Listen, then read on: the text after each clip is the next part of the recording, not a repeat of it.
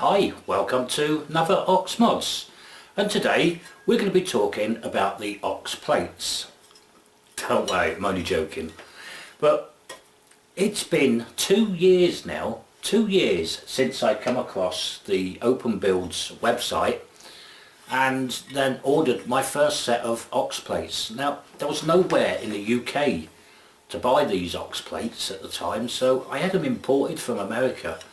It was a long process, and looking out for the parcel man every day, thinking it's on its way, it's on its way. It took 4 weeks to get here, 4 weeks to get me plates, and when I got them, I didn't know nothing about the Ox, but I was excited. So it was, well, that's it, get some V-slot ordered, and I did. I ordered the V-slot and wheels and more wheels and more wheels, and well, yeah, great, I got it all built, everything was fine.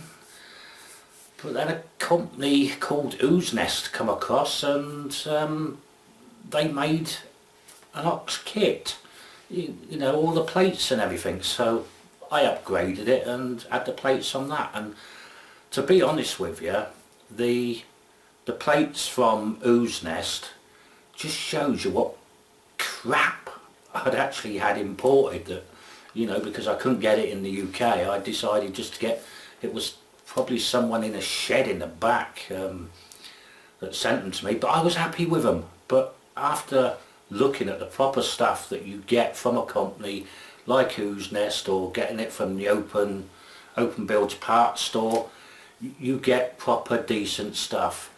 But does it make a difference to the machine? Yes, it bloody does. Now on the Ox plates, I don't know if, I think there's a video somewhere, actually it's when I was upgrading the plates, of the tolerances, you know, the holes slightly different, you know, it makes a lot of difference to your build to be absolutely perfect from the start. So that's what this video is all about. I'm upgrading to a C-beam, so this video is purely on the C-beam. We get the C-beam, it comes in 250, 500, 1000, and I'm not 100% sure, but I think is 1500mm lengths. They come pre-cut, pre-tapped. What more could you ask for? You know, you get your plates and you bung them on. Well, actually no, it's pretty much more to it than that. So let's have a talk about C-beam in this video to kick us off and get our machine started off correctly. So here's a piece of C-beam. Try and get it a bit larger, and as you can see, the pre-tapped part of it, it's like a molehill that runs around it. So that's going to put your gantry, well, it's going to be hard to square the gantry up. Now another piece of C-beam, if we hold it up to the light, there's a nice bit of daylight coming out in there because it's not square. Now this hasn't come like this, I've cut this on my chop saw.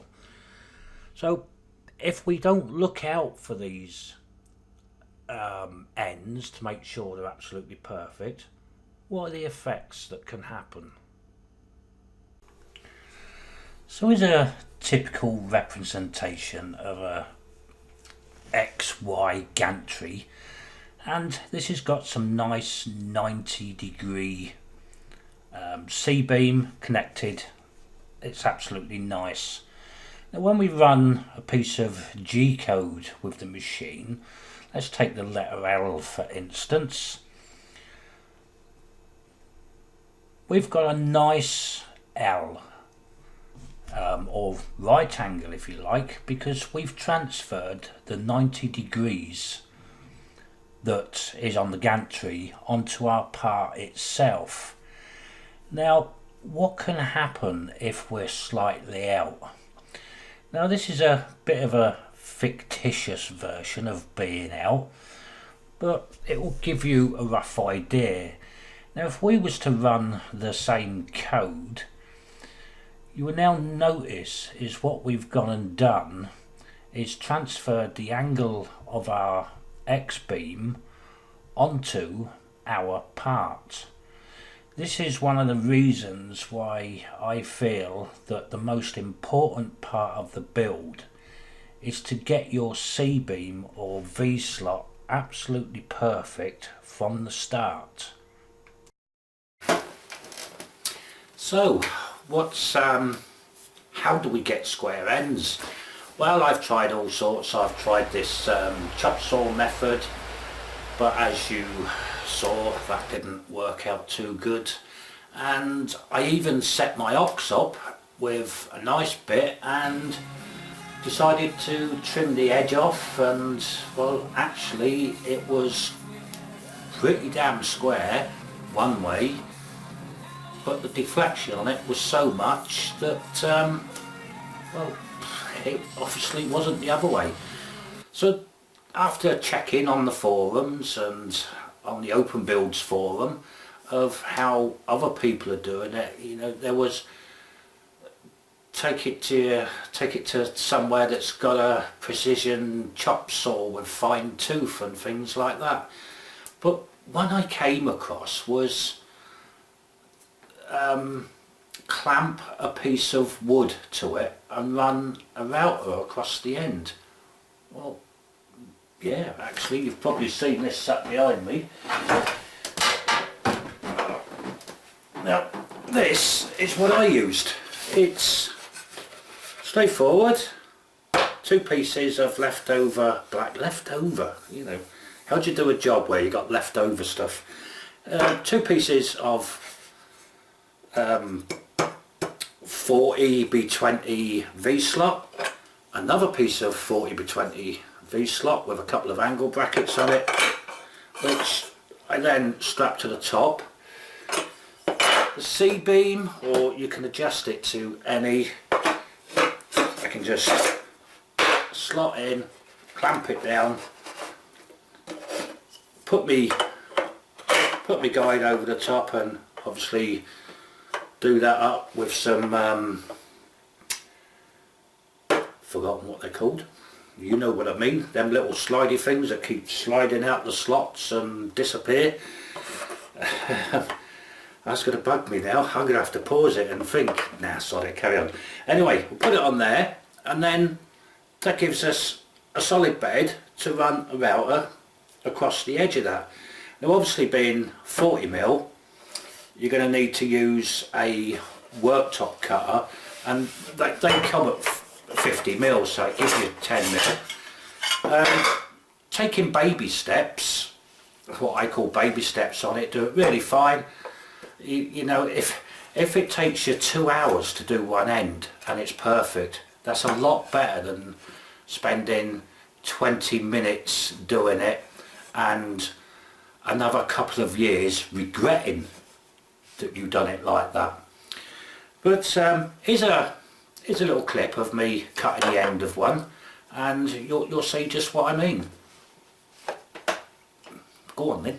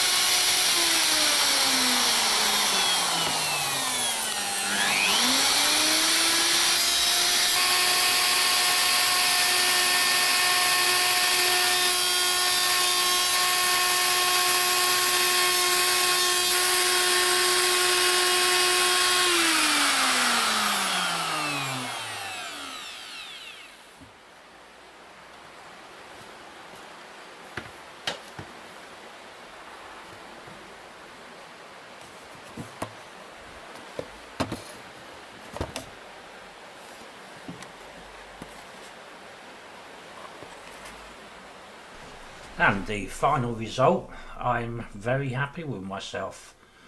Happy with myself? Happy with it myself. So what happens if we want 2 pieces exactly the same length for our Y gantry?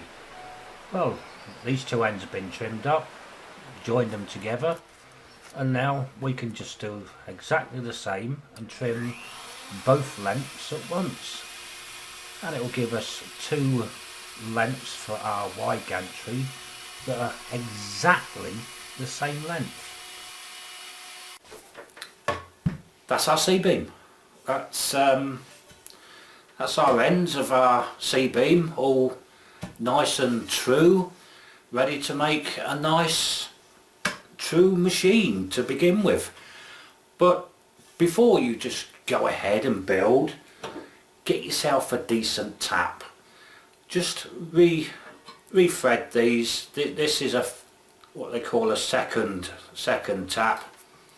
You can just go along, recut the threads, or not recut them, but clear out any swarf or anything that's gone in there whilst we've been routing the ends. Make that nice and clean. Take yourself nice soft sanding pad, and just make sure you've got none of them molehills sat on the end there. Don't go too mad with a 80 grit piece of sandpaper or something like that. This is a lovely, you won't be able to see it on the camera, but this is an absolutely beautiful end on here. And I'm ready to make the brackets now to start putting this together, which will be in the next video. Obviously we need something to start putting it together. Before we finish this video, I did say I was going to do some costings, and I will show you the spreadsheet that I use, and I'm not going to bother uploading the spreadsheet for this one, because it's all you're going to have, or files for this video, because it's all you're going to have is a spreadsheet. So I'll show you the spreadsheet, a little bit about whose nest, where I get my parts from, and then I'll play you out with some bits and pieces that went wrong during making this first video. But apart from that, I'll see you in part 2, which will be the end brackets. So here we are. This is my little spreadsheet that I'm going to use, and it's nothing fancy. Basically just works out what parts I use and the final cost of it. So to build the C-beam first, so far I've bought 3 lengths of 1000mm and 1 length of 250mm. Now the company I use is this company here called Who's Nest, who is in the UK, and they do ship worldwide. You've probably seen some of the builds on open builds that they've done, the Who's Nest Ox and things like that. Good company, love them, very efficient. Order it today, you get it tomorrow. Well, in fact, you won't. That won't hold true today because it's New Year's Day tomorrow, believe it or not. But anyway, you'll see a lot more of this company as I'm using it. So we've had a 720, which is £7.25. So we'll put the 725 in there.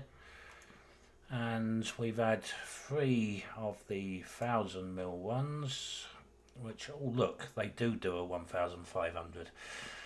And they're 29. So back to our sheet, and they're 29 quid. So for the framework itself at the moment for the C-beam is £94.25. I'm not including postage on this because well, it's your own fault if you go and buy bits each week, because that will soon add up on postage. I know myself. But yeah, that's it. That's what we've spent. I'll leave you now with the bits that went wrong, and I'll see you in the next video.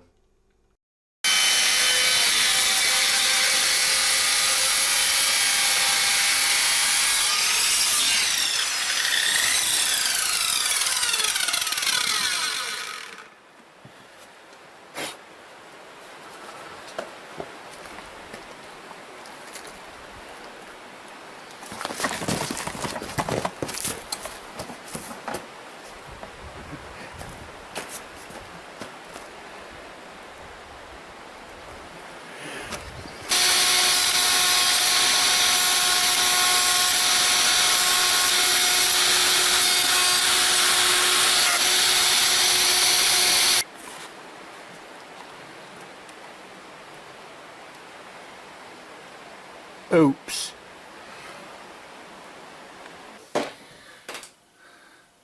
Hi, welcome to a brand new set of videos. It's Boxing Day here in the UK. Well, in fact, I suppose it's Boxing Day everywhere. Well, everywhere as a Christmas. Yeah, I need to pick my nose. Part 1, I've got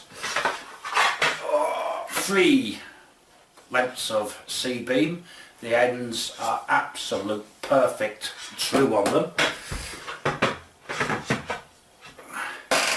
Just to give you an idea of